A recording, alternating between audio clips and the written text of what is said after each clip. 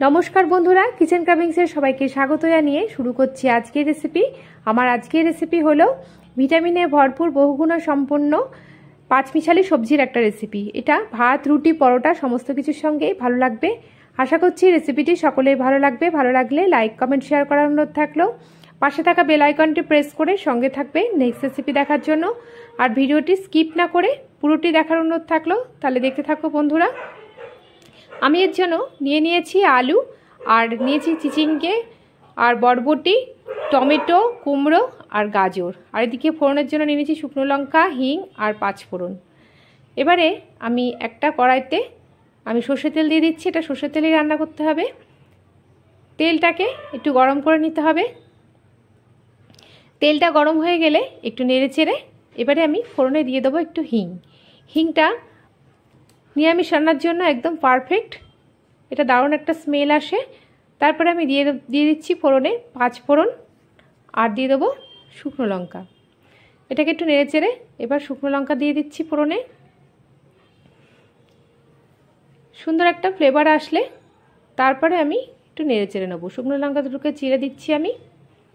শুকনো লঙ্কা, পাঁচফোড়ন আর হিঙের ফ্লেভারটা দুর্দান্ত লাগে নিরামিষ সবজিতে।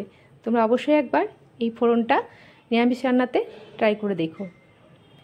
এবারে 10 থেকে 15 সেকেন্ড আমি ভালো করে নেড়ে চেড়ে নিয়েছি।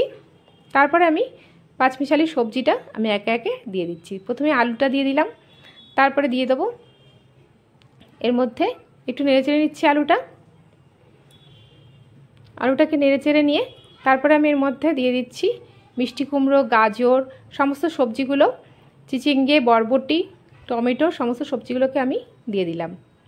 এবারে আমি সবজিগুলোকে ভালো করে নেড়ে চেড়ে নেব কিছুক্ষণ। ফোড়নের সঙ্গে সবজিটাকে আমি একটুখানি ফ্রাই করে নিচ্ছি প্রথমেই। তারপরে আমি এর মধ্যে দিয়ে দেবো কেটে রাখা বেগুনের টুকরোগুলো।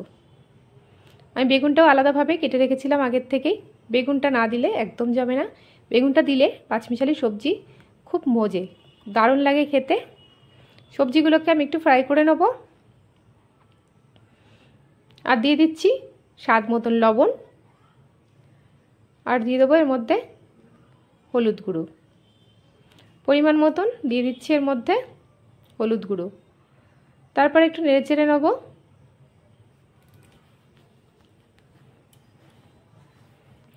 ভালো করে নেড়ে চেড়ে সবজিগুলোকে আমি একটুখানি ফ্রাই করতে দেবো। দেখো সুন্দর করে আমি এটাকে নেড়ে চেড়ে নিচ্ছি। এই সবজির একটা গুণই আলাদা, বহুগুণ সম্পন্ন, ভিটামিনে ভরপুর। আর এটা খেতেও দুর্দান্ত লাগে। ভাত, রুটি, পরোটার সঙ্গে খুবই ভালো লাগে। দিয়ে দিচ্ছি 1 চামচ জিরের গুঁড়ো, আর দিয়ে দেবো এর মধ্যে 1 চামচ দিয়ে দিয়েছি ধনের গুঁড়ো, আর দিয়ে দেবো 1 চামচ লঙ্কার গুঁড়ো।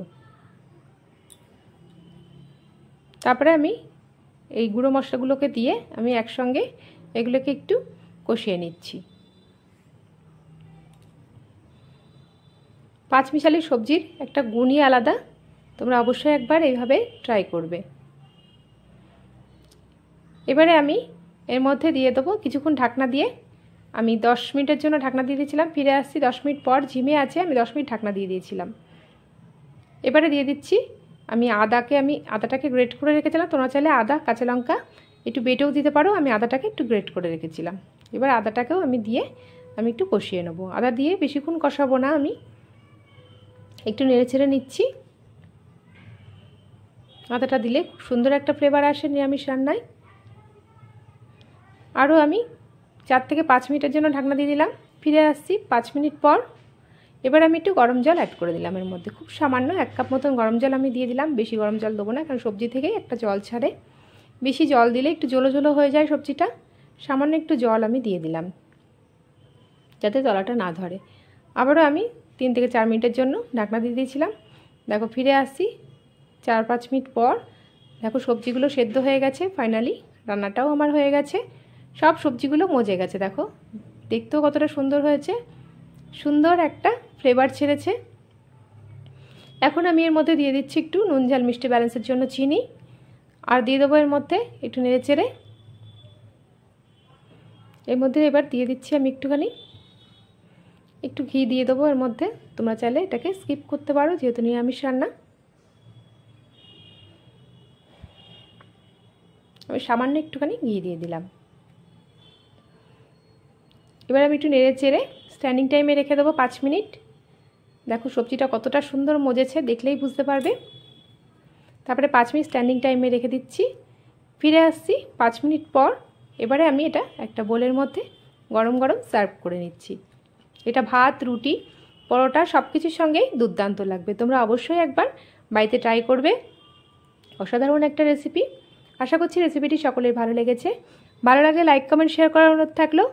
পাশে থাকা বেল আইকনটি প্রেস করে সঙ্গে থাকবে নেক্সট রেসিপি দেখার জন্য। আজকের মতন এইটুকুনি, আবারও আসবো নতুন নতুন রেসিপি নিয়ে। নেক্সট রেসিপির আমন্ত্রণ জানিয়ে এখানেই বিদায় নিলাম। ভালো থাকবে, সুস্থ থাকবে, ধন্যবাদ।